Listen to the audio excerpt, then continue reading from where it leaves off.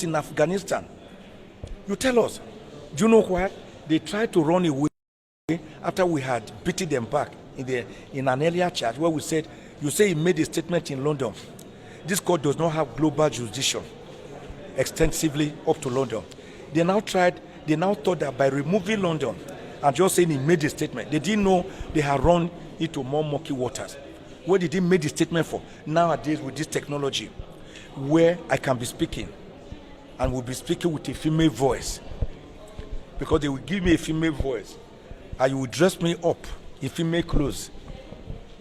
So that is where you are saying that somebody made a statement from a place unknown, and that the statement led to people demonstrating in Nigeria and then leading to mayhem. I hope they will be able to bring up to... Nigeria is a country of 250 million people by last projection.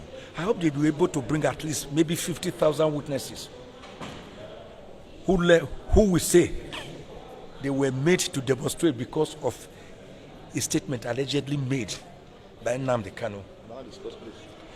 I hope they will be able to. If they cannot, I'm afraid that even going to the merits of this trial, they will just be wasting their time.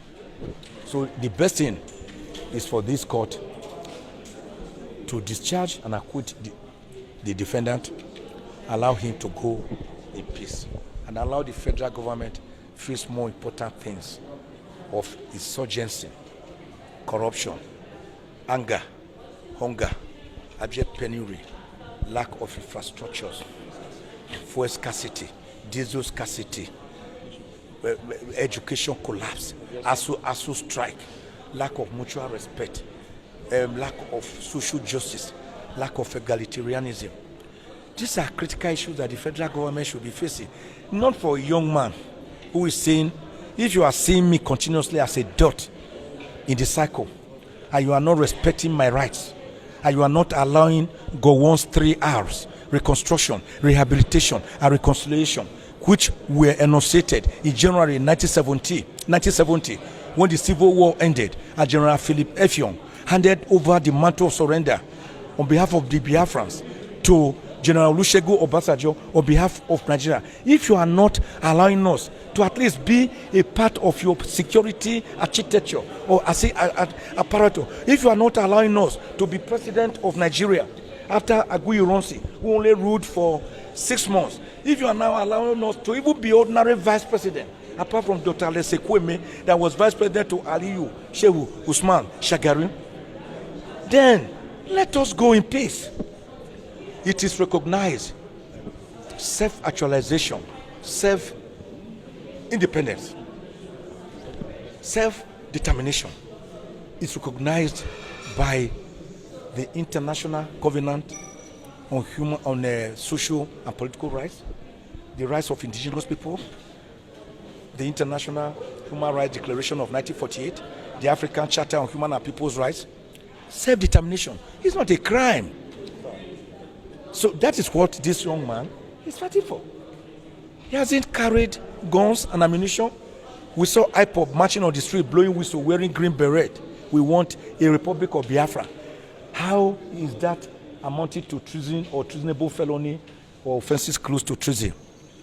What have you done about Boko Haram that are killing people, even in their bedrooms, raping women, wives, mothers, daughters, in men's farms, where our streets have become unsafe? What have you done about it? What did you do about kidnappers, armed bandits, and Boko Haram, challenging the sovereignty and sovereignty of Nigeria, planting their flanks in many local government areas in Borno State and Niger State, and giving passes to people before they can pass through, imposing taxation? What did you do about it? When non-state actors are challenging your sovereignty and your sovereignty as an independent country by using equal and even more violent acts of violence, what have you done about that? Why is it this young, white, gray-haired man, who is as innocent as a dove, that you are deploying your arsenal? The trial is coming up today. Now you can see that they have blocked all the streets, so kilometers away. Over what? Over a young man who never carried a gun for one day. In all the charges, you never say you saw him with a gun or even a knife. No, none of them. None of them said they ever saw him coming on the streets. Even on that military, we were on the streets demonstrating, telling people, come with us, come along with us. Myself, Chief Ganifa, me and others. Even the military still permitted us at times to demonstrate. They didn't charge us with treason or treasonable felony.